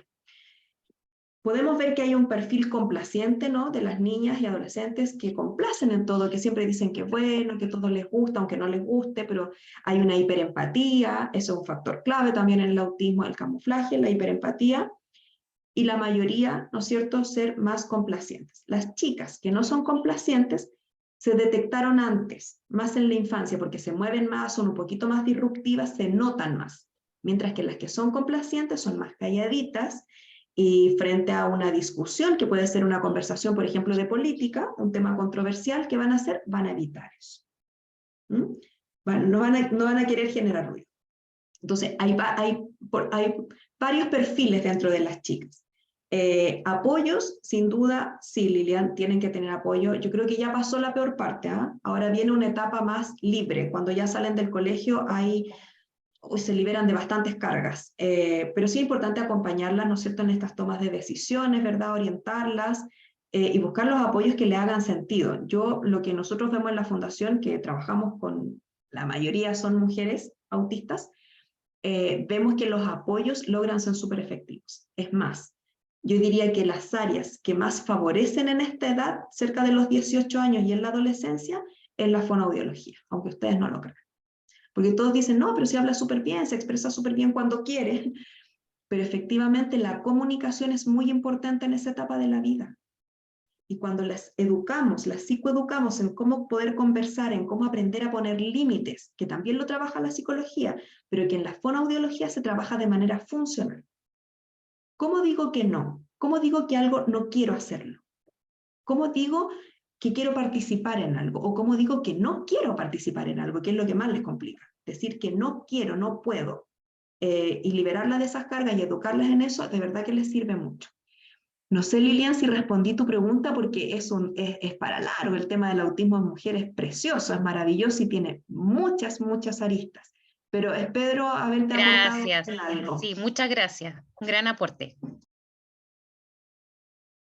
Seguimos con Paola Constanza. Hola, no sé si me logran escuchar bien. Súper bien, Paola. Primero que nada, pedir disculpas por no activar la cámara porque me encuentro conectada desde Chiloé y el temporal que hay acá me tiene muy mala la señal. De hecho, me costó poder entrar a la sala. Así es No que te por eso no preocupes. la conecto. Lo siguiente, la verdad es que esto a mí me llega muy de cerca. Bueno, primero contar que yo soy psicoeducadora. em, y bueno, me ha tocado trabajar con casos, me tocó también dentro de mi trabajo prediagnosticar ya señales en niños con los que estaba trabajando. Bueno, siempre he trabajado, mi profesión tiene 5 áreas de intervención distintas, 6 hoy en día, porque agregaron una más.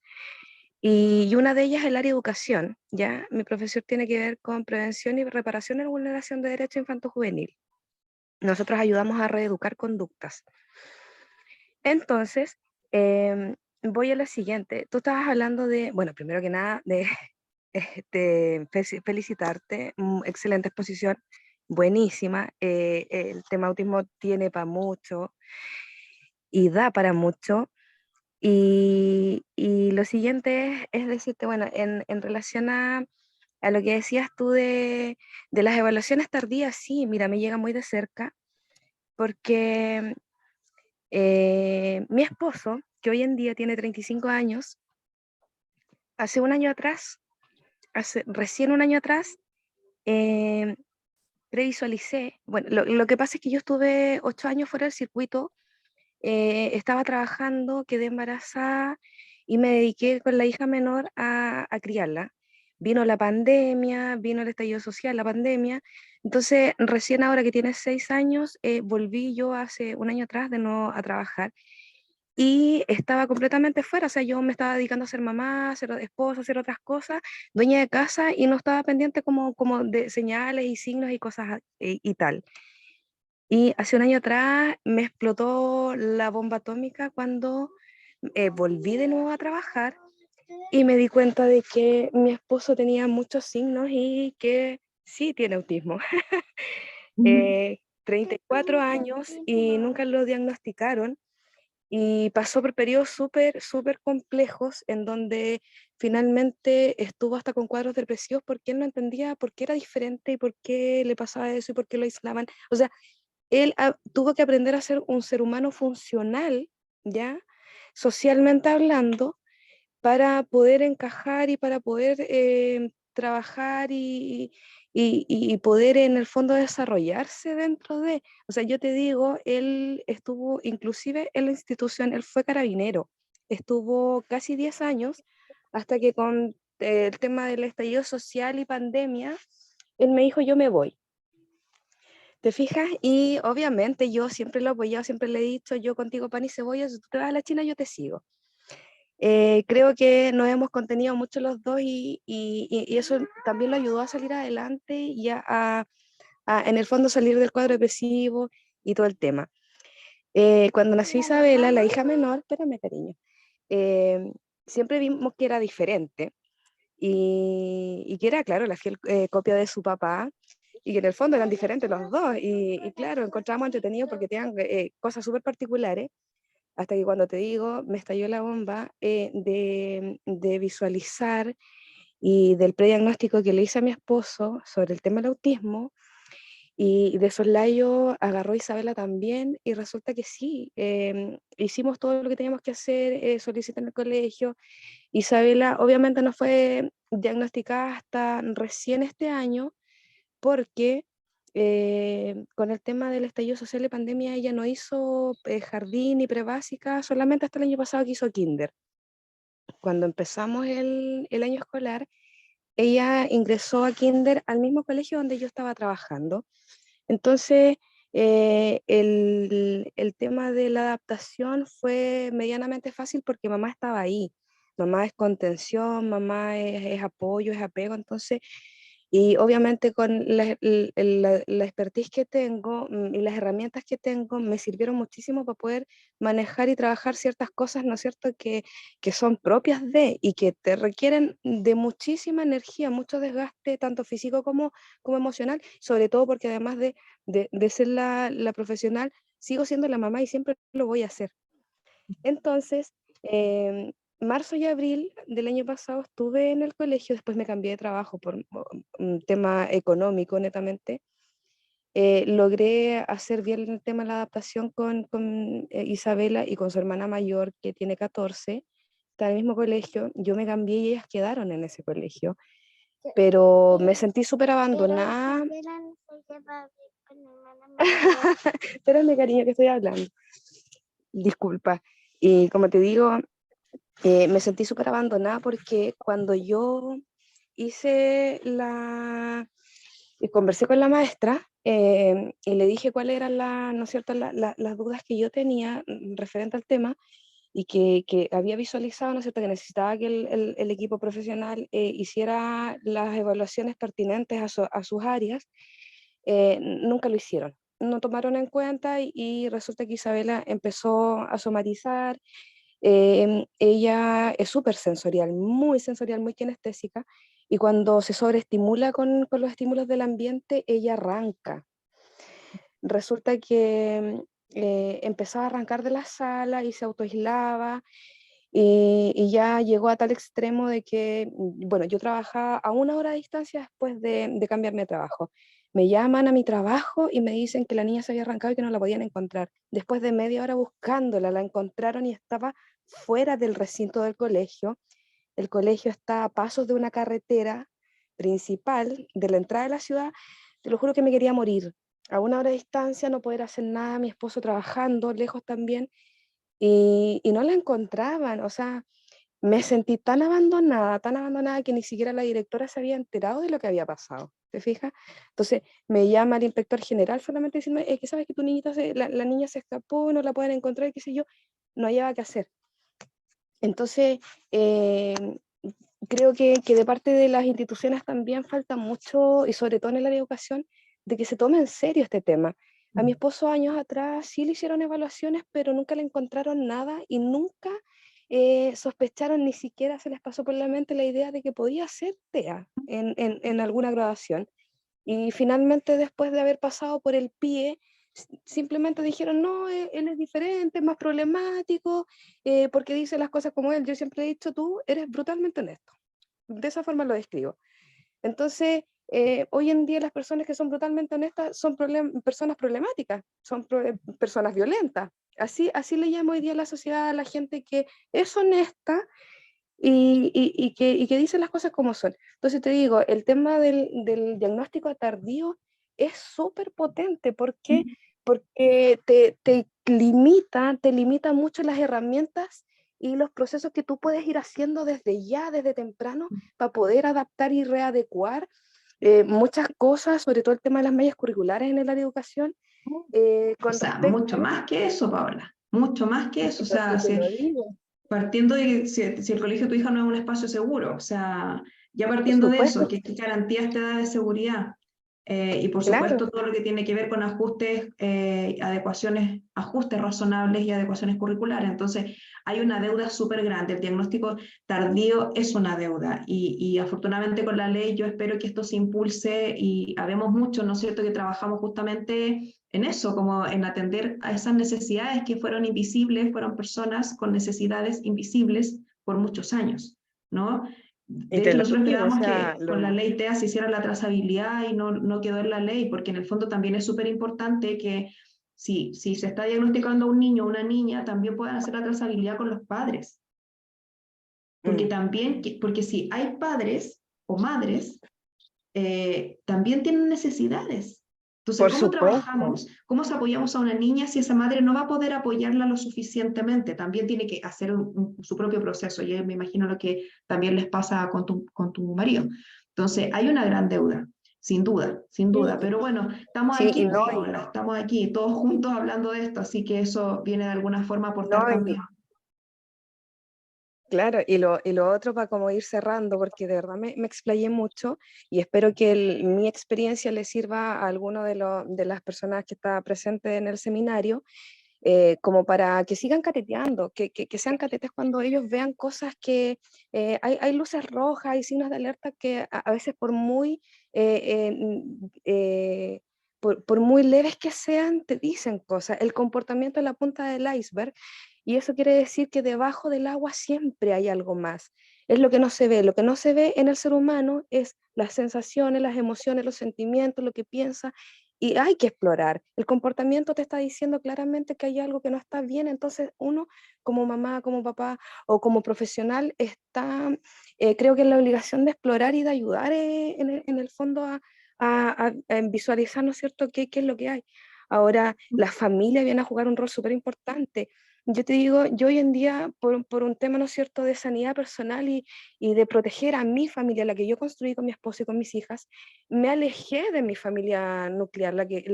¿Por qué? Porque en algún momento, no hace mucho tiempo atrás, tuve un cuestionamiento súper potente de mi mamá. Obviamente entiendo que también que desde su ignorancia, de decirme, ¿sabes qué? Porque ella presenció un pequeño desajuste de Isabela. Nosotros habíamos tenido una conversación previa, ella me había pedido algo, se hizo tarde y yo le dije, nos vamos a la casa, y ella no se olvidó de que yo había hecho un trato con ella, en el fondo habíamos hecho un acuerdo. Isabela funciona mucho a través de los acuerdos, ¿ya? Entonces yo me pasé ese acuerdo por alto y Isabela no se olvidó. Entonces se desajustó y mi mamá vio eso y me dijo, perdóname hija, que lo que te diga, me dijo con todo respeto, pero yo pienso, me dijo, que la niña solamente manipula, me dijo, y es falta de respeto y hace lo que quiere, porque siempre le dan lo que quiere. Entonces yo le dije, pucha, yo te recibo lo que tú me estás diciendo, pero también te hago la invitación a que si tú tienes esa duda, ¿no es cierto?, a que si tú estás afirmando eso, que leas sobre autismo y que leas sobre el espectro, y te vas a dar cuenta y te va a explotar la cabeza en el momento que te des cuenta de que esto da para mucho y de que desde la ignorancia todo el mundo se puede decir lo que quiere y se puede creer profesional y puede, ¿no es cierto?, hacer juicios, ¿ya? Pero que las cosas no son simplemente así, que tienen un porqué, que es lo que decías tú delante. O sea, creo que en la búsqueda del sentido del ser humano va más allá que simplemente buscar, ¿no es cierto?, el para qué estoy yo aquí en este plano, sino que también para ver en qué puedo aportar como persona, como profesional, y obviamente, ¿no es cierto?, cómo puedo yo hacer mejor lo que tengo en mi entorno. Exacto. Gracias, Eso. Paola. Bueno, yo creo que todas las Muchas personas que gracias. estamos aquí hoy día tenemos esa intención, por eso también estamos aquí, ¿no? Pudiendo estar descansando. Así que gracias, Paola, muchas gracias. Gracias a ti. Vamos con las dos Estamos últimas súper personas con el para que tiempo. puedan Ujú. completar como las preguntas que tenían pendientes. Solicitamos así que puedan ser breves, ojalá, para que así también podamos liberar a la docente y también podamos hacer el sorteo, como les decía, y después enviarles el link para el certificado. Así que Milady Belis es el nombre que puedo ver. Milady, si puedes activar tu micrófono y ahí hacer tu pregunta. Sí, hola, buenas noches. Primero que todo, pues felicitar, en este caso a la profesional que ha estado dictando el taller, porque ha sido muy bueno, ha sintetizado la información y bueno, también a Adipa por facilitar estos espacios.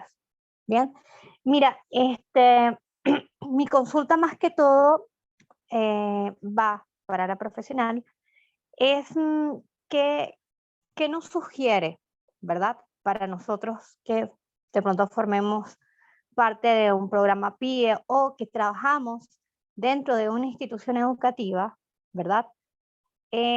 Sobre todo con los casos. O sea, cómo abordar a un apoderado que se cierra tal vez al diagnóstico de que su hijo pudiera tener un diagnóstico de neurodiversidad. Sabemos que no todos los padres son abiertos, tal vez lo ven como que no, mi hijo solamente se porta mal porque es un niño malcriado. Tenemos como el otro lado el otro lado de las otras conversaciones que han tenido posteriormente a las participaciones, ¿no? Cómo abordar ahí a los apoderados, de buscar ayuda profesional, de brindarles que existe un sinnúmero de herramientas y hacer este acompañamiento desde el punto de vista educativo. Esa sería mi pregunta. Gracias, Milady. Esa es una de las tareas difíciles que nos toca cuando estamos dentro de los espacios educativos, cuando nos encontramos con la barrera que son los padres. Por eso yo les explicaba en la presentación la importancia de esta entrega, ¿no es cierto?, de sospecha, que tiene que ser cariñosa, que tiene que ser cuidadosa, saber cómo llegar a esa familia, porque ese niño o niña depende de sus padres. Si esos padres están en negación, esos niños no van a tener acceso a apoyos. Entonces, ¿qué podemos hacer? Primero, preocuparnos de hacer una entrega respetuosa, muy cuidadosa, muy de a poco, y mostrarles, Milady, que de alguna manera ese niño o niña lo pasa mal dentro del contexto educativo con aquellas cosas que tú observas que le están costando mucho y que lo está pasando mal, porque eso también va a activar la alerta de los padres. Ningún padre ni madre quiere que su hijo o hija lo pase mal. Entonces, en la medida que vamos visibilizando aquellos no solo desafíos, sino que tienen una consecuencia, y esa consecuencia es que me va mal académicamente, que lloro, que me aíslo, que no quiero participar, que no quiero ir al colegio. Cuando yo muestro esas consecuencias es cuando los padres también pueden activarse. Y por supuesto generar redes de apoyo. Ojalá cada colegio tenga sus redes de apoyo, ya sean en el consultorio, en el sistema privado, nombres de una lista de neurólogos o psiquiatras especialistas en autismo, una lista de centros que atiendan a autismo y hacerles la derivación hacia allá. Llamar por teléfono, mandar un correo, oye, derivé a tal persona, por favor, te fijas, para que haya un cuidado de esa familia y para que sepan, porque si no es dar palos de ciegos, ir a cualquier lugar y venir con la misma respuesta que ya tienes. No, no tiene nada. Entonces, en la medida que nos activamos y que generamos una red, también estamos apoyando y también te estás apoyando tú como profesional dentro del contexto educativo. No estás sola en esto. Entonces, el acercarlos de esa manera, y muchas veces ocurre, Milady, que si uno insiste y insiste, generas mucha más resistencia de parte de los padres. Sin embargo, cuando estás mostrando la consecuencia de lo que aquí está pasando, ahí puede ser que los papás se activen. Pero sin duda es uno de los desafíos que hay para los profesionales dentro de la educación cuando la principal barrera está en los papás. Súper, súper complejo. Y otro de los principales desafíos es cuando en un adolescente está el diagnóstico y los padres no quieren comunicar el diagnóstico porque hijos o hijas no quieren ser autistas. Y ahí, que eso no iba en la presentación, pero se los digo, cuando nos encontramos con esa realidad, retrocedemos, demos tiempo, demos aire, que entre aire ahí, que entre. Porque si nosotros como profesionales en el colegio, en el espacio terapéutico, insistimos, lo que vamos a generar es el efecto contrario. Entonces, ¿qué hacemos? Retrocedemos. Que pasen cosas ahí, que pasen, y que esto se vaya acomodando solito. No insistamos. Eso, Milady, espero haber respondido a tu pregunta. Seguimos con Sí, la muchas siguiente gracias, te pregunta, agradezco. que es María Montela. Hola Claudia, buenas noches. Gracias de verdad por este seminario. Lo encuentro de verdad con bastante información de vital importancia. Yo en este caso, bueno, me estoy formando como terapeuta integral porque siento que realmente hay que aprender muchos temas para poder hacer frente a lo que nos depara la humanidad para más adelante y no hablar desde el ego o desde porque a mí me dijeron que esto es así, sino entenderlo propiamente. Básicamente, bueno, yo no tengo hijos todavía, pero sí tengo a una amiga muy cercana que es como mi hermana, que su hijo le diagnosticaron TEA. Mi amiga obviamente entró en una fase de negación como tú lo demostraste en las plantillas, la familia. Pero a mí me llama muchísimo la atención, Claudia, el hecho de saber o qué es lo que está provocando que hayan tantos niños con síndrome de TEA, si es que es un tema biológico, si es que es un tema de constelación, si es que es un tema de la familiar, para entender un poco el origen de por qué hay tantos niños con esta situación. Y lo otro que me gustaría saber si me puedes aclarar también, porque en el caso de ella, su bebé, bueno, lo que me comentabas que no le gusta el tema de comunicarse con las personas, tiene como mucho rechazo, negación a comunicarse, se aísla, se activa mucho en las noches, cosa que para mí yo dije, oye, todos los síntomas que mencionaste lo tiene el hijo de mi amiga, que me duele muchísimo en el alma.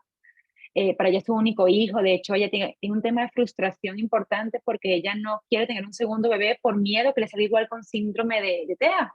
Entonces está en ese proceso batallando, más que obviamente yo no sabía que esto no estaba en el GES, cosa que lo encuentro terriblemente mal para la familia.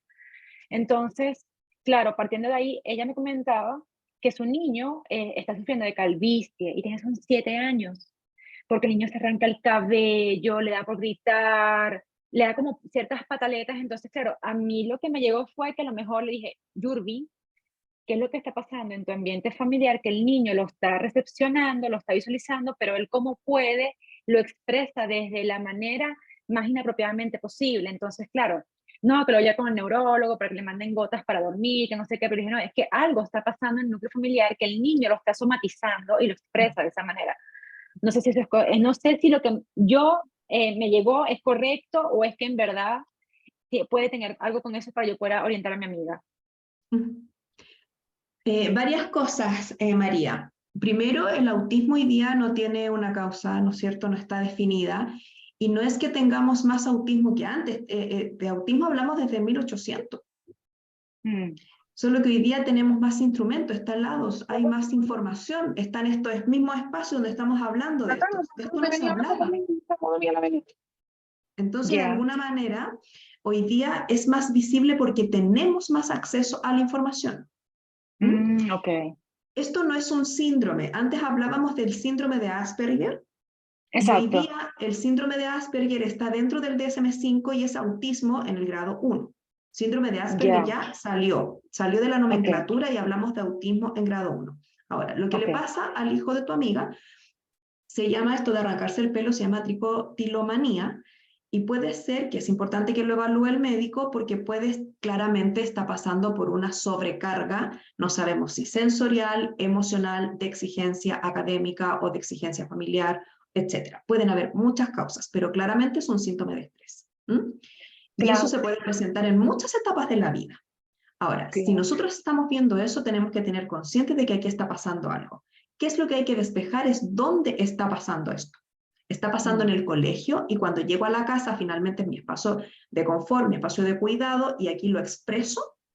Y no lo expreso en el colegio, o está pasando algo en mi casa y aquí además lo vivo y lo expreso de manera inmediata. Entonces, ambas cosas tienen que observar y tienen que tratarlas. Ahora, ¿por qué los chicos o chicas pueden activarse en la noche o en la tarde? Es porque en la noche no hay luz o no hay tanta luz, hay menos ruido porque ya todas las energías bajan, ya estamos todos cansados en la casa, ya es hora de ir a acostarse. Entonces, claro, como que tienen menos exposición a ser sensibles, diría yo. Es por eso. Claro, porque en el fondo tengo menos estímulos. Entonces mi cerebro es como un tubito, que yo recepciono la información, pero es un tubito delgadito. Y al tener menos información en el entorno, puedo regular más lo que aquí está pasando y puedo desplegar o manifestar mejor lo que a mí me pasa. Por eso. El nivel de respuesta adaptativa es mucho más sencillo que cuando estoy lidiando con mucha información que por un tubito no puede pasar, entonces se hace un taco. Claro, como que se abruma. Claro. Claudia, una consulta. Y en este caso, para los niños que a lo mejor sufren, bueno, lamentablemente, el tema de la hipersensibilidad, trabajarlo con meditación a lo mejor los ayudaría un poco, ¿o no? Terapia ocupacional. No, eso es terapia ocupacional, porque en el fondo lo que hay que educar si es un adolescente, a ver, cuando es infancia trabajamos la terapia ocupacional desde la integración sensorial con el juego. Cuando están más grandes trabajamos lo mismo, pero en autorregulación. Que aprendan a autorregularse, aprendan a distinguir cuándo me estoy sintiendo incómodo, cuándo me estoy sintiendo mal y qué hago para no sentirme tan mal. ¿Te fijas? Los focos son distintos según la etapa del desarrollo, pero eso es terapia ocupacional. Medicación Claudia, ahí, porque tampoco es la idea taparlos de medicamento, entonces, y se no, puede trabajar desde la terapia. Es que eso fue lo que me asustó porque ella lo veía con el neurólogo para ver qué le podían dar, porque se llama alopecia. Entonces le dije, a lo mejor intenta con flores de Bach, un poco menos invasivo, porque a su corta edad es grave que ella esté sufriendo de calvicie. Y es un niño que en el fondo recién, como puede, está tratando de entender lo que está pasando para también sobremedicarlo. O sea, esa fue mi opinión. Pero a mí me llamó muchísimo el curso esto porque, como te dije, yo quiero formarme como terapeuta integral y quiero aprender un poco más para hablar desde la sabiduría. Ujú. Pero muy valiosa el curso y de verdad, excelente tu speech. Te felicito. Muchas gracias, de Muchas verdad, por esta gracias. maravillosa oportunidad. Muchas gracias. Valentina, ¿vas con el sorteo ahora? Sí, queremos agradecer la participación de cada uno y una de ustedes en el presente seminario, como también agradecer a Claudia Caballero por la excelente exposición que se ha dictado hoy. Y como comentabas, ahora vamos